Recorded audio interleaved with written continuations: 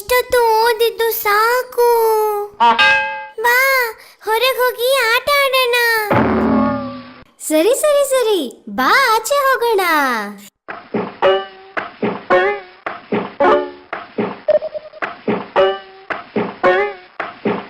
ಚಿನ್ನು, ನಾವು ಜಾರಬಂಡಿ, ಟಕ್ಕಟಿಕ್ಕಿ ಹಾಗೂ ಬೇರೆ ಎಲ್ಲ ಆಟ ಆಡೋಣವಾ? ಖಂಡಿತ ಪಪ್ಪು, ನಾವ್ ಎಲ್ಲ ಆಟ ಆಡೋಣ.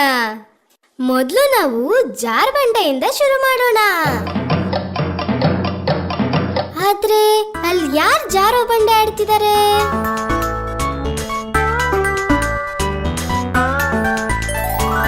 ಜಾರಬಂಡಿ ಆಟ ಮಸ್ತ್ ಮಜಾ ಆಟ. ಜಾರಿ ಬಂದ ರಾಮಣ್ಣ ಹಲ್ಲು ಬಿಟ್ಟು ನಕ್ಕ.